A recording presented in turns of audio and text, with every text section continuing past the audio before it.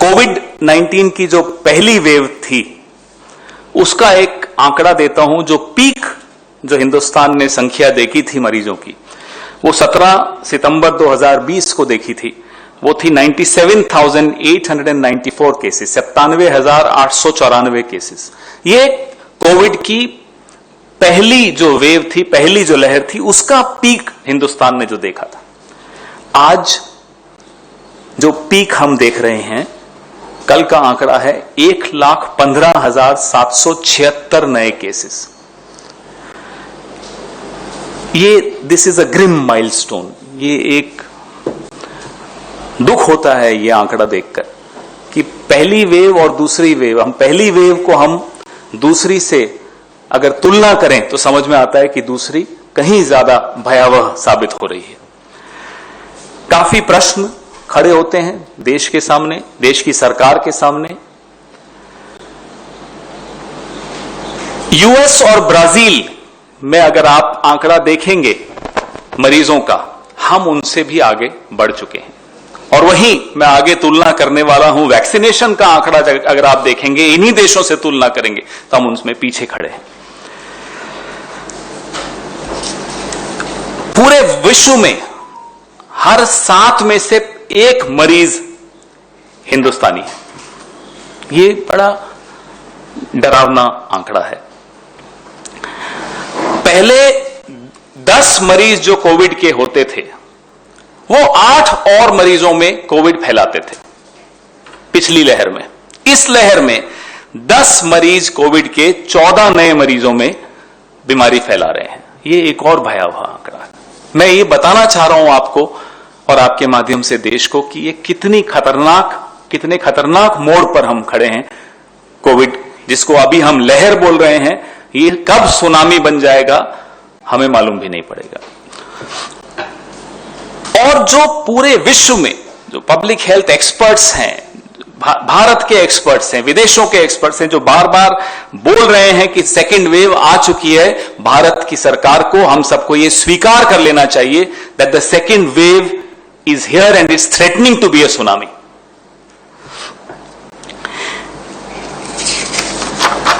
और वैक्सीनेशन 1 साल हमारे पास था जब टेस्ट चल रहे थे पूरे विश्व में, अलग अलग देशों में अलग अलग कंपनियां टेस्ट कर रही थी। इस 1 साल में, 1 साल से थोड़ा कम मान लेते हैं, हम सरकार से यह जानना चाहते हैं, इस देश की ओर से जानना चाहते हैं कि क्यों नहीं हमने असेसमेंट ठीक किया, तैयारी ठीक की, कितनी संख्या है इस देश में, कितने लोगों को आवश्यकता पड़ेगी उस वैक्सीनेशन की, ये हमने क्यों नहीं सही ढंग से आका। आज मैं यहां आ रहा था और एक न्यूज फ्लैश हुआ कि महाराष्ट्र में कई सेंटर्स बंद हो गए हैं, वैक्सीनेशन नहीं हो पा रही, खत्म हो गए डोसेज। आंध्रा आज अनाउंस करने वाला है, आंध्रा की वहां भी वैक्सीनेशन अब नहीं है, सेंटर से वो मांग रहे हैं कि, और सेंटर ने उनका 15 अप्रैल से पहले हम दे ही नहीं पाएंगे। ऐसे अनेक रिपोर्ट्स अलग अलग राज्यों से आ रही हैं कि कैसे वैक्सीन की समस्या बढ़ गई है, नहीं मिल रही है।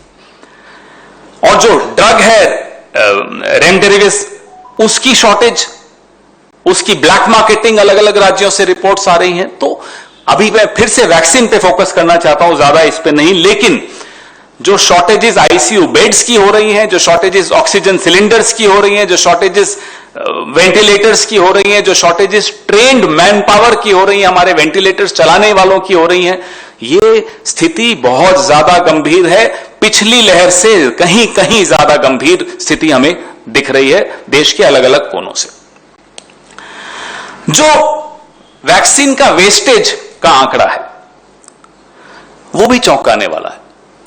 6.5% वेस्टेज हिंदुस्तान में वैक्सीन का हो रहा है। जहां इतनी कमी है, जहां लोगों को हम दे नहीं पा रहे, जहां हमने एक उम्र नियत कर दी है कि 45 के ऊपर वालों को ही देंगे, वहां अगर 6.5% वैक्सीन वेस्ट हो रही है, जाया जा रही है, ये एक गंभीर आंकड़ा है। ये फिर दर्शाता है कि सरकार ने ठीक तरीके से प्लानिंग नहीं की थी, योजनाबद्ध तरीके से नहीं देखा था कि कैसे वैक्सीन किस किस चरण में किस किस को दी जाएगी, कितनी संख्या है, कितने लोगों की आवश्यकता है देश में, ये नहीं देखा गया, ये नहीं सोचा गया। ये साबित करता है तेलंगाना और उत्तर प्रदेश में सबसे ज्यादा वेस्टेज हो रहा है। तेलंगाना में 17.6% और उत्तर प्रदेश में 9.4% का वेस्टेज हो रहा है।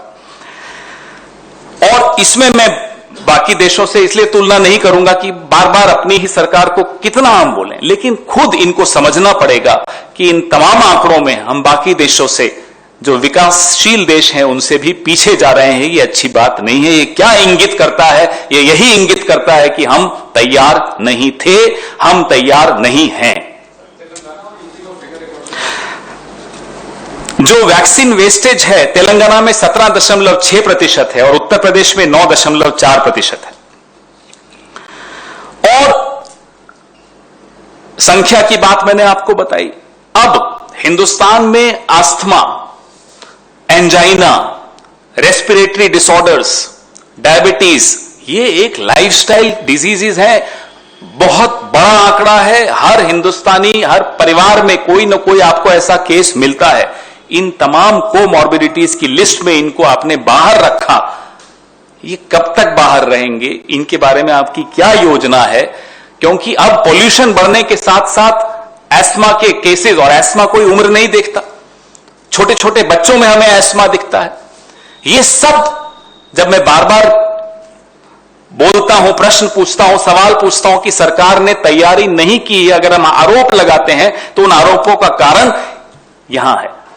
ना आपने संख्या, आपको असेसमेंट आप कर पाए देश में क्या आवश्यकता है, ना आपने comorbidities, ESMA, angina, respiratory disorders, diabetes, इनके बारे में सोचा कि इनको कैसे लाएंगे।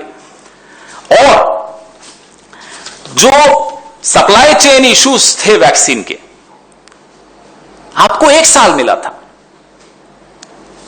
आपके पास वो तमाम अमला है जो आपको जानकारी देता है। जानकारी सबके पास है, आंकड़ों की जानकारी सबके पास है। आपने उस अमले का क्या उपयोग किया?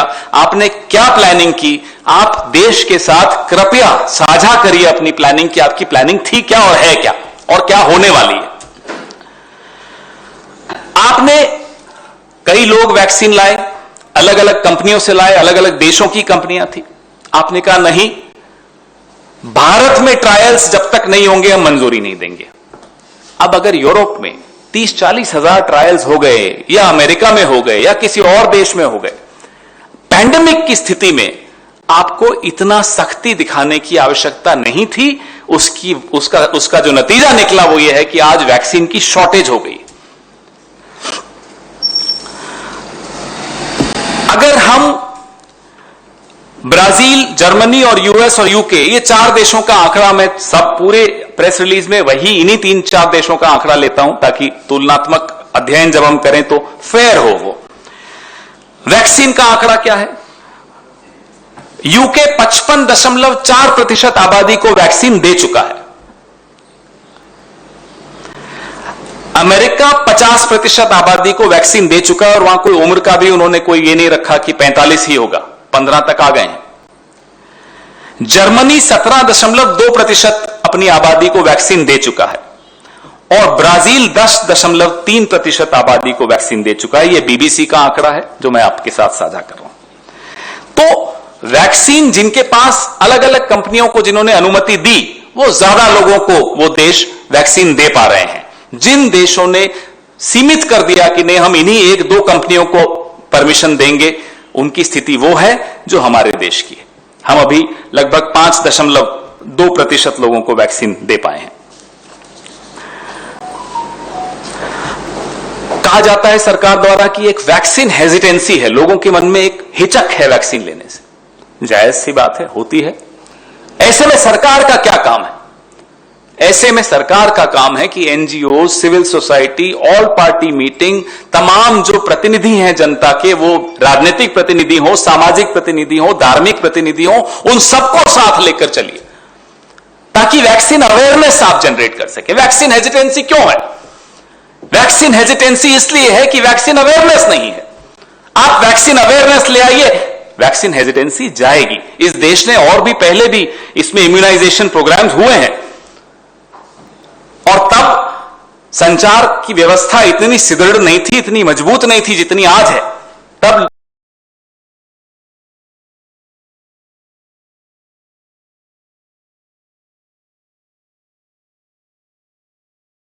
लोग तैयार नहीं है इसलिए नहीं हो पा रहा, माफ कीजिएगा, ये बात नहीं गले उतरती, क्योंकि ये बात झूठी है, गलत है। इस दौरान पिछले 2-3 दिनों में हमने सुना कि जो हिंदुस्तान के वैक्सीन मैन्युफैक्चरर हैं वो शिकायत कर रहे हैं कि उनके पास अब फंड्स की कमी है। तो जब आप योजना बना रहे थे वैक्सीन की, तो क्या आपने इन कंपनियों की फंड्स की क्या स्थिति रहेगी, क्या उनकी आवश्यकता रहेगी, इस पे नहीं गंभीर चिंतन किया था? ये सवाल हम सरकार से पूछना चाहते हैं। सरकार जब कहती है कि लोगों के मन में भय है वैक्सीन को लेकर, तो वो भय क्यों है? क्योंकि आप सरकार में बैठे हुए लोग उत्तर नहीं दे पा रहे 2 प्रश्नों का, लोगों के मन में जो बार बार सवाल उठते हैं कि रिलैप्स होता है, यानी वैक्सीन लेने के बाद भी कुछ केसेस ऐसे लोगों ने देखे हैं, अखबारों में पढ़े हैं कि लोगों को फिर हो रहा है। इसका आपको निराकरण देना होगा, उत्तर देना होगा, सफाई देनी होगी, एक्सपर्ट्स से राय लेकर जवाब देना होगा। क्योंकि सिर्फ सवाल अगर दिमाग में रहेंगे तो जाहिर सी बात है कि एक हिचक रहेगी लोगों के दिमाग में। और यह भी बताना होगा कि वैक्सीन लेने के बाद उसका जो असर है वो कितने दिन तक चलता है। ये तमाम सवाल लोगों के दिमाग में है, क्योंकि जाहिर सी बात है, नई बीमारी है, कोई ऐसा तो है नहीं इसका कोई बहुत बड़ा रिकॉर्ड है, तो लोगों को मालूम है कि अमेरिका में क्या हुआ, या सब इकट्ठे हैं, सारे देश इसमें इकट्ठे भुगत रहे हैं। मास्क, पुलिस जिस तरह से बर्बरता दिखा रही है, हमने सबने, आप लोगों ने भी देखा होगा सोशल मीडिया पे इंदौर का प्रकरण। हम दिल्ली में देख रहे हैं कि कैसे 2-2 हजार रुपए का चालान काटा जा रहा है। क्या यह तरीका है? कोविड की जो प्रोटोकॉल्स हैं उनमें लोगों को एक तो आप शिक्षित करना, वो आप सब कर ही रहे हैं मीडिया के मार्फत, सोशल मीडिया के मार्फत, सरकार भी कर रही है, हम सब कर रहे हैं। लेकिन मैं फिर से दोहराता हूं, इन तमाम कामों में आपको एनजीओज, मोहल्ला समिति, गांव देहात की समितियां, सिविल सोसाइटी, RWAs, इन सब लोगों को साथ लेकर आप अगर अवेयरनेस चलाएंगे मास्क की, वो ज्यादा कारगर साबित होगी बनिस्पत इसके कि आप 2-2 हजार रुपए का चालान करें और गरीब आदमी पर लाठियां बरसाएं। अब तो सुना है कि अकेले कार में भी मास्क लगाना पड़ेगा। प्रधानमंत्री जी की रैलियों में जहां भीड़ नहीं आती वहां कहते हैं हमने सोशल डिस्टेंसिंग रखी इसलिए भीड़ नहीं आई। प्रधानमंत्री जी, आपसे भी यह निवेदन है कि भीड़ आए ना आए, अभी तो हमने सुना कि 1000 रुपए के गिफ्ट कूपन कल बांटे गए उनकी रैली में भीड़ लाने के लिए। भीड़ हो या ना हो, कृपया करके हम सब जो ऊंचे ओहदों पर राजनीतिक दलों में हो या सरकार में बैठे हो, जो पब्लिक से डील करते हो, जो रैलीज में भाग लेते हो, हम सब के लिए यह फर्ज बनता है कि हम एक उदाहरण स्थापित करें। वो कार में हो या सरकार में हो, सबको यह उदाहरण देना पड़ेगा कि मास्क लगाइए। हर हिंदुस्तानी सरकार के साथ इस लड़ाई में पिछले 1 साल से दिखा। हिंदुस्तान का हर राजनीतिक दल, हर राजनीतिक संगठन सरकार के साथ खड़ा रहा, आज भी खड़ा है, कल भी खड़ा रहेगा। कोविड एक महामारी है जिससे हम सब मिलकर लड़ने को तैयार हैं।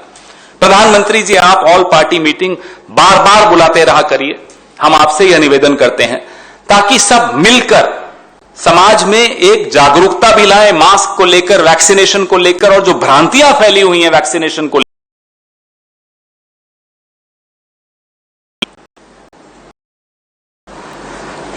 कुछ लोगों की आदत नहीं होती मिलकर काम करने की, कुछ लोग बांटकर काम करना जानते हैं। उन सब से हमारा निवेदन है कि बांटने का काम स्थगित कर दीजिए, आज मिलकर लड़ाई लड़ने का वक्त है। और उसके लिए हम भारतीय राष्ट्रीय कांग्रेस, हमारे नेता राहुल गांधी, हम सब तमाम लोग आपके साथ कंधे से कंधा मिलाकर इस संघर्ष में, इस लड़ाई में आने को तैयार बैठे हैं। आज से नहीं बैठे, पिछले 1 साल से बैठे हैं। आप कदम उठाइए, हम आपको हमें आप अपने साथ पाएंगे। अब मैं इसमें इंग्लिश में पहले बोल देता हूं, उसके बाद आपसे मैं सवाल लूंगा, अगर आपकी अनुमति हो तो। Thank you. I'll first give you some startling figures and then proceed. The first wave of COVID-19, during its peak, I'll give you a date. September 17, 2020, India witnessed and recorded 97,894 cases. This was September 17, 2020. This was the first wave and this was the peak. Today, and I quote from yesterday's figure, India has witnessed a staggering 1,15,736 cases. There are several crucial questions that come to our mind, to the mind of every single Indian, that need to be answered by the government. We have surpassed as a country both the US and Brazil to bag the number one position in terms of having the highest new cases daily. 1 in every 7 new cases across the world is that of an Indian. These are startling figures. Earlier, 10 COVID infected patients were spreading it to 8 new patients, 8 new people. Today, in the second wave, 10 COVID infected patients are spreading it to 14 new people. Now that's the height and the width of the spread of this new wave, and therefore, when the world experts, when Indian experts are calling it a second wave, the government might as well accept that this is a second wave, because if you do not accept this is a second wave, this will turn into a tsunami.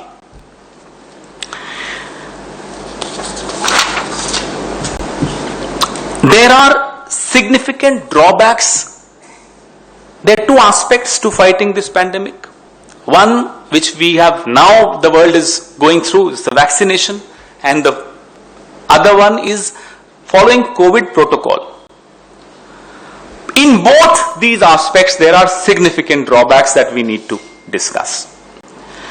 The vaccination protocol, to begin with, the wastage, the national wastage of vaccination, which in any case is in short supply in India, is 6.5%, which is considered bad in the world.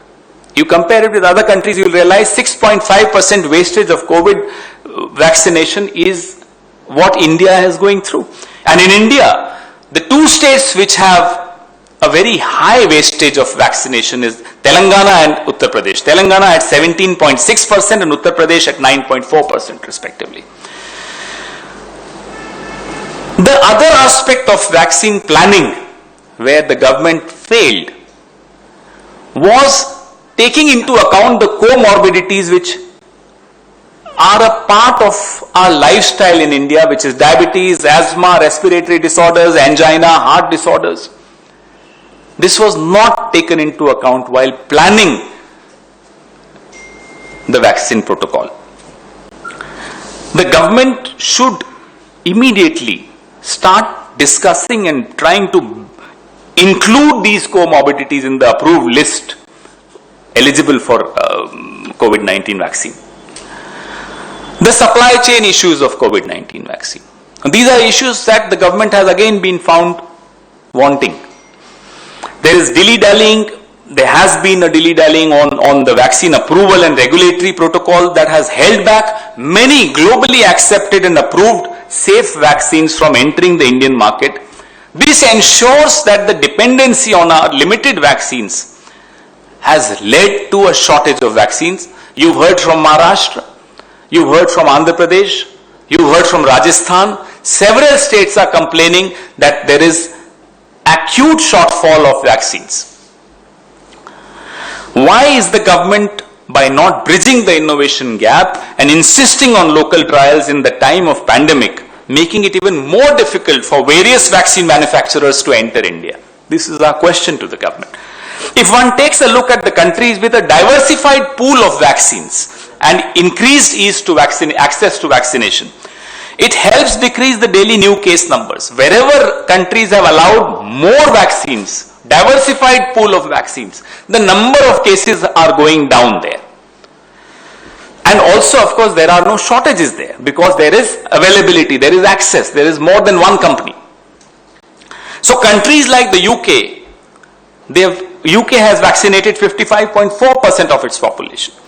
US has vaccinated 50% of its population.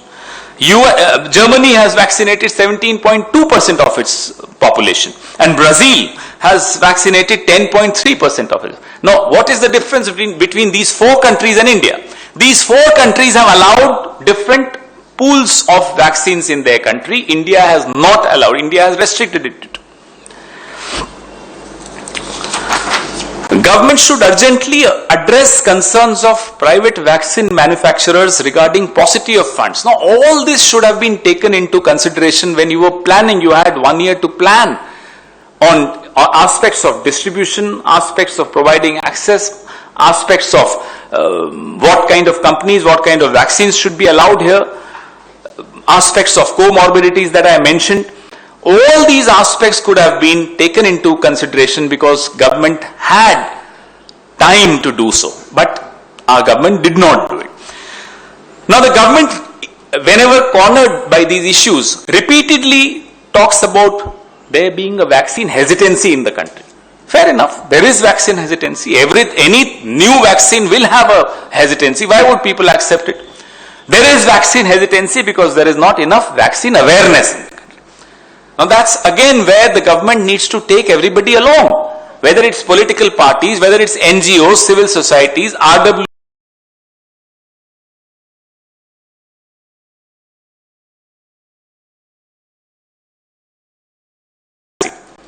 People have questions, people have doubts, people have inhibitions about the vaccines. Two questions that we keep hearing repeatedly on social media also are, what is the duration of effectiveness of the vaccine? Why is it that people are getting a relapse of COVID even after getting the dosage?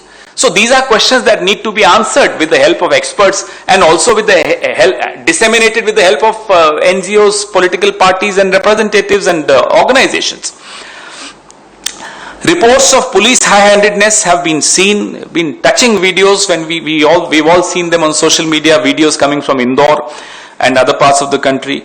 The challans in Delhi, 2,000 rupees. This is high-handedness. This does not really help in increasing awareness. This only gives rise to another level of Inspector Raj which we can do without.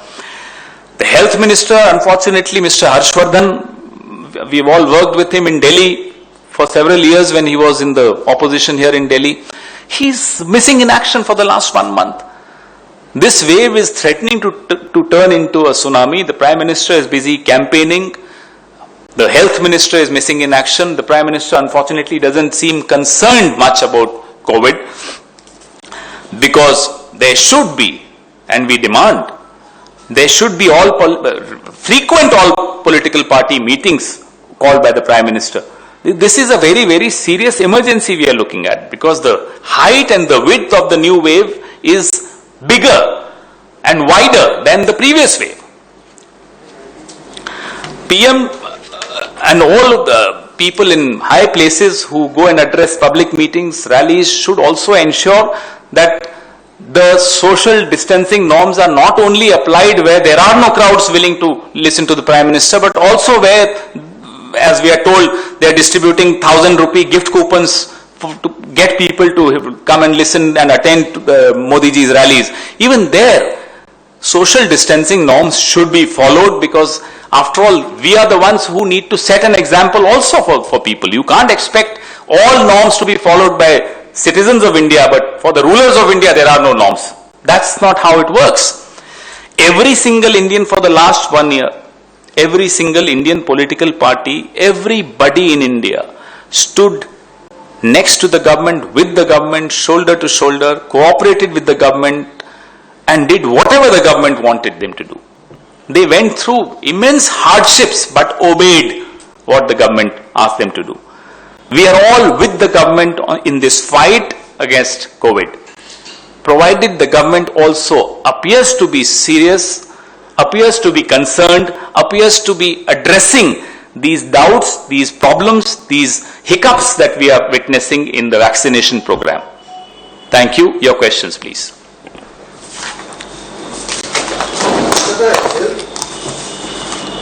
The Health Secretary made a very, he gave a statement yesterday saying We can't give vaccines to all those who quote unquote want it. It is being given to those who actually need it. So your reaction on that? It was a very insensitive remark to begin with. Whenever the crisis is at its peak, suddenly the political leadership disappears and the bureaucrat takes charge and faces the media and the people. So I don't blame him for thinking the way he thinks.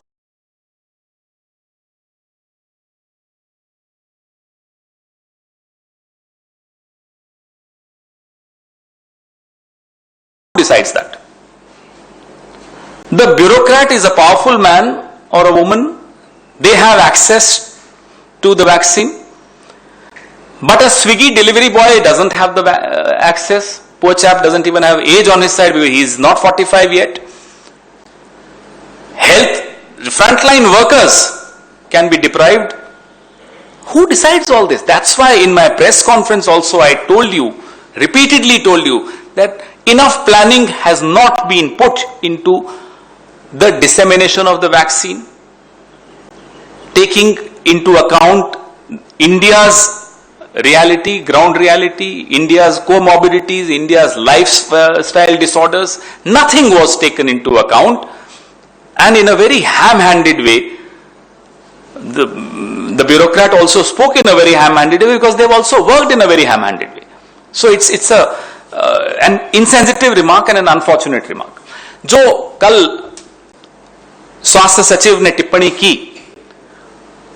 वह एक असंजीदा टिप्पणी मानी जाएगी। और जब भी संकट Covid का बढ़ा जाता है, अफसरों को सामने कर दिया जाता है, राजनीतिक नेतृत्व पीछे हो जाता है।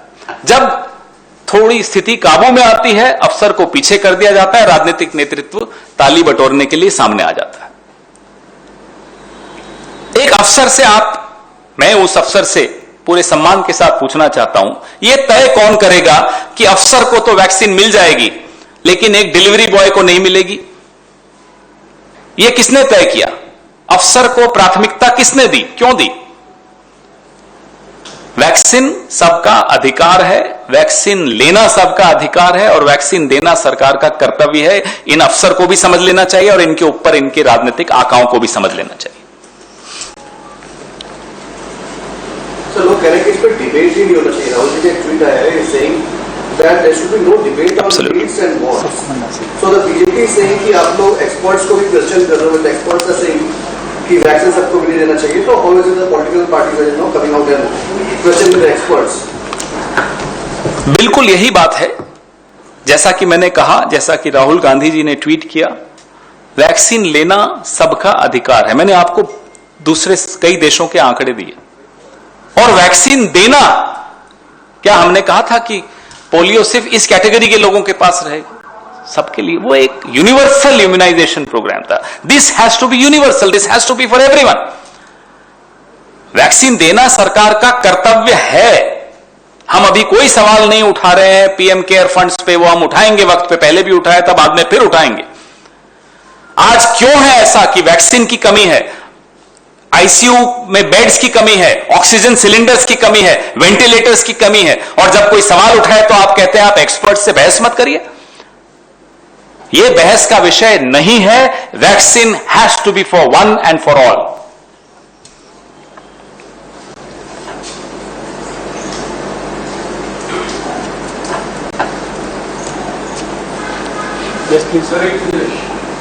जी बोलिए आशीष जी। आपने इसमें रेफरेंस भी दिया था, 1,000 के कूपन प्राइम मिनिस्टर की रैली को लेकर के बांटे गए। आपको नहीं लगता ये लोअर करने की कोशिश की गई है इस तरह से? अब तो पिछले कुछ सालों में इतना कुछ हो चुका है कि ये चीजें भी अब छोटी लगने लगी। इतने बड़े बड़े कांड हो जाते हैं, हजार रुपए के कूपन बांटे जा रहे हैं। भीड़ इकट्ठा करने के लिए प्रभु मोदी आ रहे हैं, उनकी भीड़, उनके लिए भीड़ होनी चाहिए। जहां भीड़ नहीं होती कहते हैं साहब सोशल डिस्टेंसिंग फॉलो कर रही है बीजेपी, और भीड़ जुटाने के लिए हजार रुपए के गिफ्ट कूपन बांटे जा रहे हैं। यह दर्शाता है धरातल पे कुछ नहीं है, जो है हवा हवाई है। आप करिए ये सारे स्टंट्स जो आपको करने करिए, पैंडेमिक के दौरान कृपया करके ध्यान रखिए, भीड़ जुटाइए, सब करिए, लेकिन सोशल डिस्टेंसिंग नॉर्म्स को आपको फॉलो करना चाहिए। Question. So recently, CDS General Vipin Rawat has made a statement that there will be 1 lakh retrenchments in Indian Army in the upcoming days as to save cost, and that the money will be used to give more technology to the Indian Army. So how do you see that? This is a very worrying statement that we've all seen in the media, that the government plans to retrench 100,000 people from the army, and we need the government to come out and explain, come out clean on what did the general mean when he say this. Yes, economy, the government has really destroyed the economy, no doubt about that, but you've seen the defense budget, what they did with the defense budget. We need to have our army in place. We cannot retrench the army. So the country is worried when we are told that there will be retrenchment in the Indian army.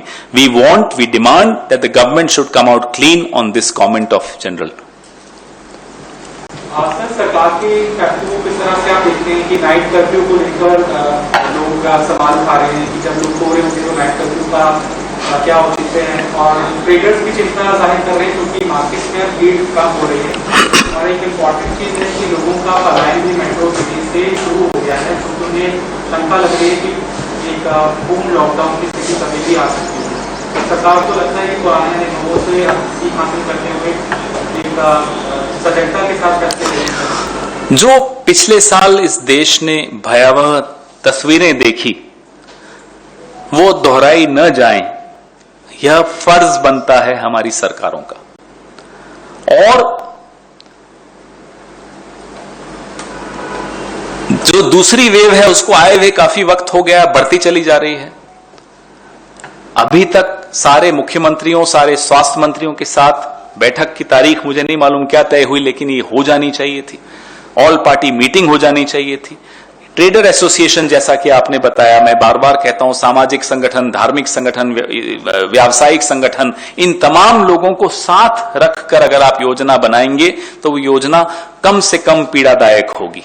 पीड़ा तो होगी लेकिन कम होगी। तो अब जैसा पहली बार हुआ था तो कहा गया पहली बार हो रहा है साहब, हमने तो पहले कभी अनुभव हुआ नहीं था इसलिए शायद गलतियां हो गई। अब दूसरी बार भी अगर वो गलतियां दोहराई जा रही हैं तो ये साबित करता है कि या तो सरकार की प्राथमिकता नहीं है और या सरकार नहीं आता।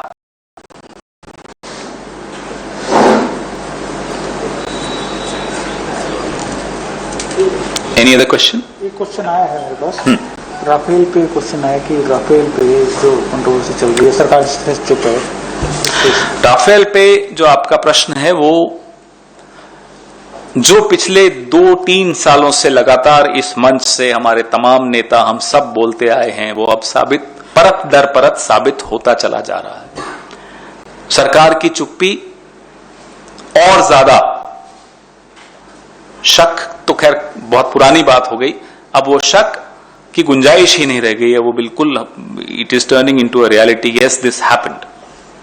Layer after layer the truth is getting uncovered on Rafale, on the deal, on the way the deal happened.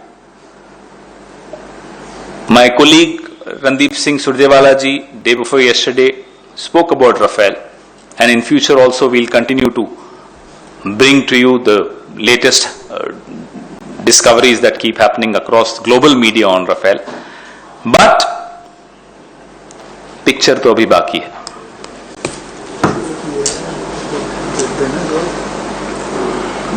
नहीं, ठीक है, हो गया। Any other question? आज वहां कुछ चुप्पी है, देरी भी हो गई, चुप्पी भी हो गई। ठीक, थैंक यू। Thank you. स्वस्थ रहिए और मास्क हम सबको भी याद दिलाते रहिए। अब मैं भी मास्क पहन लेता हूं, आप तो पहने हुए हैं, और अपने जो नेता हैं जो रैलीज पे आप जाते हैं उनको भी याद दिलाते रहिए कि मास्क पहने रहें। Thank you.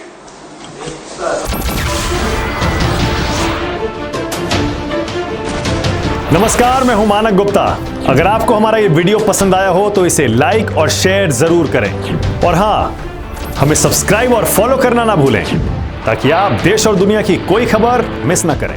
तो जुड़े रहिए हमारे साथ और देखते रहिए News 24।